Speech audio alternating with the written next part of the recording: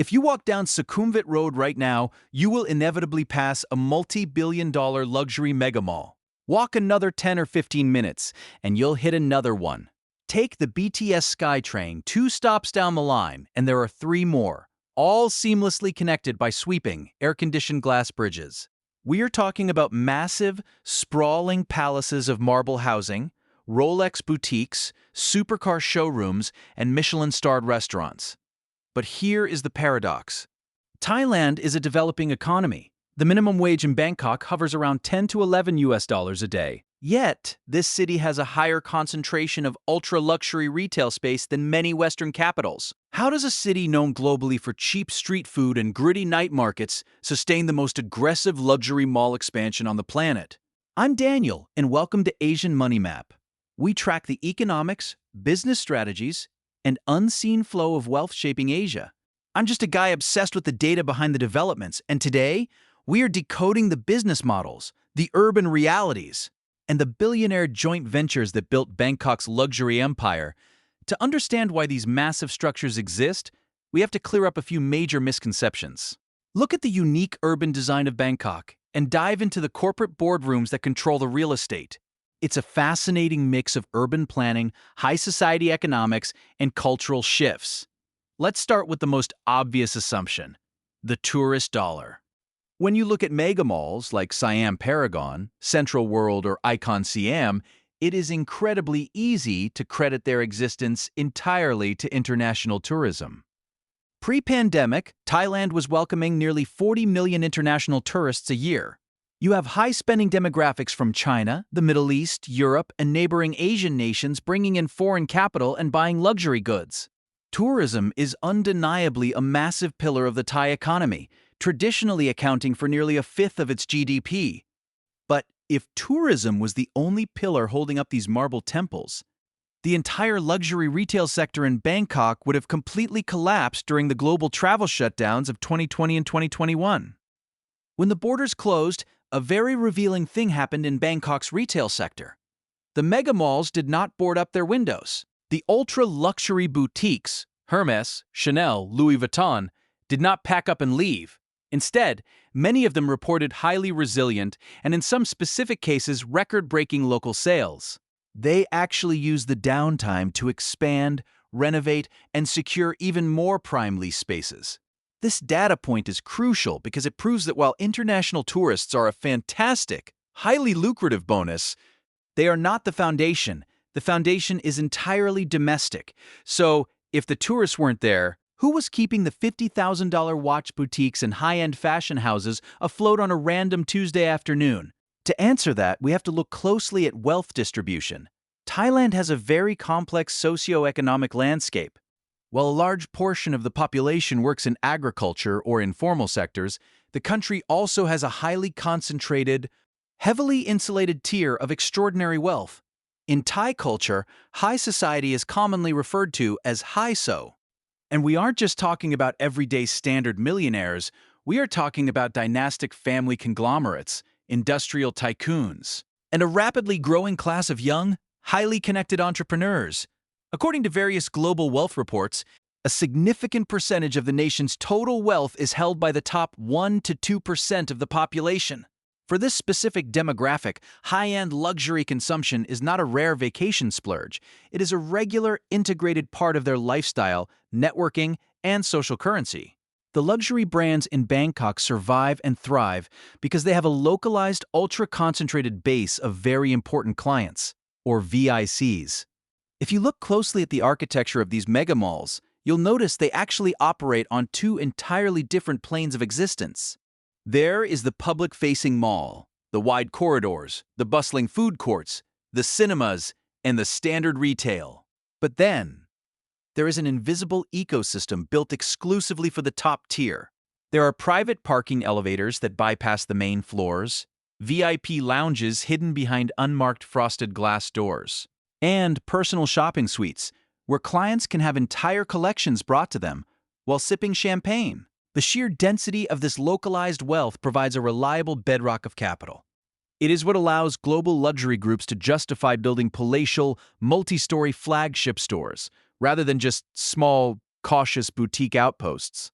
But having a wealthy demographic exists in Jakarta, Manila, and Mumbai too. And they don't all build mega malls at the exact same scale and density as Bangkok.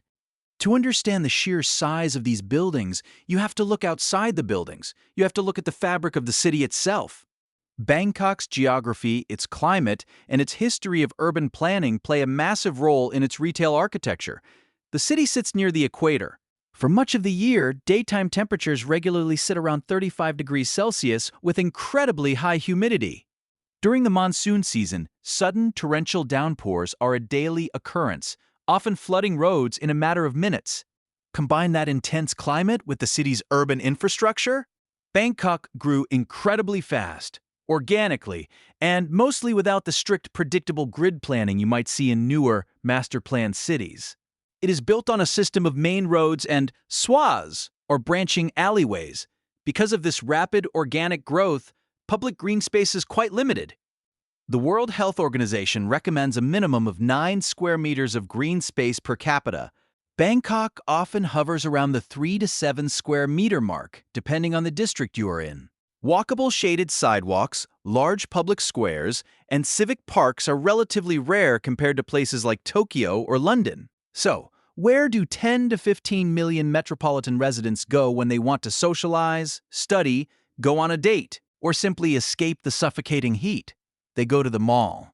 Retail developers in Thailand realized very early on that they weren't just building shopping centers, they were building climate-controlled civic centers. In sociology, there is a concept called the third space. Your first space is your home, your second space is your workplace, and your third space is where community happens.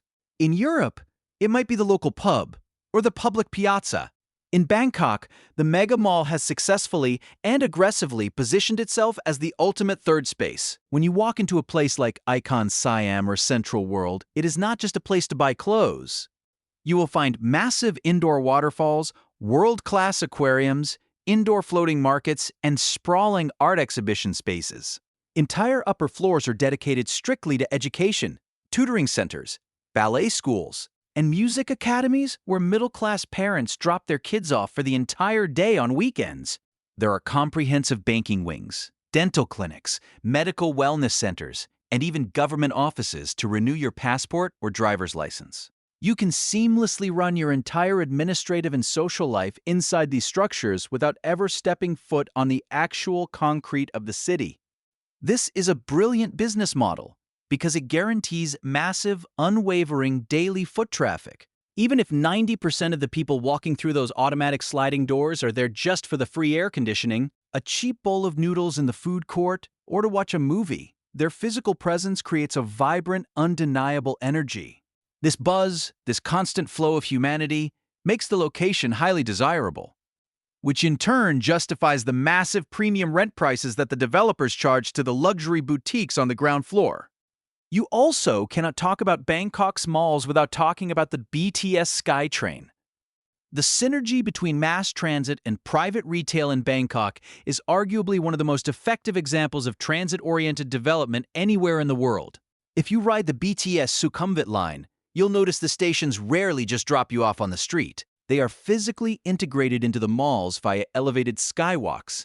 Developers eagerly invest millions of baht to build and maintain these skywalks because it literally funnels thousands of commuters directly into the second or third floor of their shopping centers every single hour. It completely alters consumer psychology and behavior. If you are commuting home from work in heavy traffic, and you have to walk down a set of stairs to a hot, crowded, narrow street just to get to a grocery store, you might skip it. But if the train platform naturally flows right into a pristine, air-conditioned, beautifully lit gourmet supermarket inside M Quartier, you are far more likely to stop and spend money. The infrastructure actively removes all physical friction from the purchasing process. Now, let's get into the actual business data, the corporate titans, and the turf wars, because this is where a lot of observers get the facts confused. The luxury mall landscape in Bangkok is not a fragmented, highly competitive free market with hundreds of independent developers. It is essentially an oligopoly driven by a few incredibly powerful titan conglomerates. And their rivalries, and more importantly, their strategic partnerships, dictate the entire skyline. First, you have the Central Group, owned by the Chirathivat family. They are the pioneers of the Thai department store and an absolute global retail powerhouse. They don't just own Central World, Central Embassy, and dozens of massive central plazas across Thailand. Their reach is global. They own luxury department stores across Europe, like Selfridges in the UK, La Rinascente in Italy, and Cadeway in Germany. They have deep, multi-generational, international retail expertise. Second, you have the Mall Group, led by the visionary executive Supalak Umpuj. They are the primary architects behind the EM district on Sukhumvit Road. Their strategy is fascinating. Instead of just building one mall, they decided to dominate an entire neighborhood. First came Emporium, a classic luxury staple. Then, directly across the street, they built M-Quartier, featuring an indoor rainforest and a spiraling dining helix. And just recently, they completed the trilogy with EmSphere, an industrial design, neon-heavy, entertainment-focused complex featuring a massive downtown IKEA and concert halls, specifically targeted at a younger, dynamic demographic. Third, you have Siam Paiwat, led by Chidatip Chutrakul. They are the developers behind Siam Center and Siam Discovery, properties that sit on some of the most valuable prime land in the country, leased from institutions linked to the Crown Property Bureau and Chulalongkorn University. But here is the most crucial fact that often gets misreported in articles about Bangkok's retail wars. These titans do not always fight. In fact, sometimes they join forces to build things that are simply too massive and require too much capital. For one single company to handle alone, take Siam Paragon, one of the most famous and profitable luxury malls in the world. It is heavily associated with Siam Paiwat, but it is not solely a Siam Paiwat project. It is actually a historic, highly successful joint venture between Siam Paiwat and the Mall Group. They pooled their capital, their land access, and their retail expertise to build a crown jewel that neither might have executed as effectively on their own at that specific time. Similarly, look across the Chao Phraya River at Icon Siam, a massive development reported at over $1.5 billion US. This was not a solo retail project. It was a massive, complex joint venture between Siam Paiwat, MQDC, which is Magnolia Quality Development Corporation, and the Charoen Pokphand Group, or CP Group, which is one of the absolute largest conglomerates in the world. These joint ventures are an absolute necessity because prime, transit-adjacent real estate in Bangkok is incredibly scarce and breathtakingly expensive. To acquire the land, secure the transit connections, and build at a world-class, globally competitive scale requires massive capital pooling. It is a strategic, high-stakes game of monopoly, where the players occasionally form powerful alliances to secure the most valuable squares on the board. There is also a fascinating sociological angle to how these malls are laid out. In many Western countries, high fashion and everyday life are kept somewhat separate. Luxury boutiques are often cordoned off on specific, quiet, highly exclusive streets like Bond Street in London or Avenue Montaigne in Paris.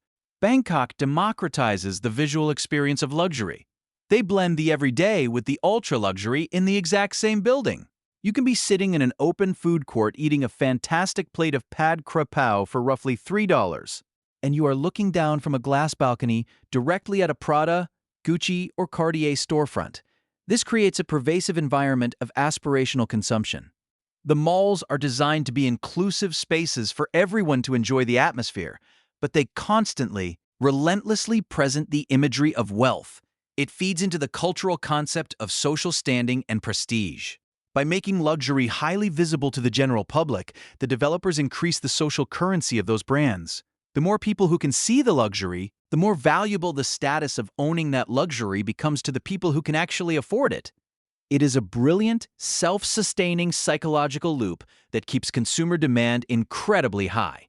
So, taking all these facts, the history, the urban planning, and the corporate strategies into account, how should we analyze this objectively? As someone who studies the economics of Asia, I find Bangkok's retail model to be a fascinating double-edged sword. We have to look at the data without cheering for it or entirely condemning it. On one hand, you have to respect the sheer ingenuity, capital allocation, and business execution of these developers. They have looked at a highly challenging urban environment, intense heat, heavy rain, and limited public space, and created world-class private solutions. The mega malls in Bangkok routinely win global architectural and retail awards because they are genuinely incredible, highly efficient spaces.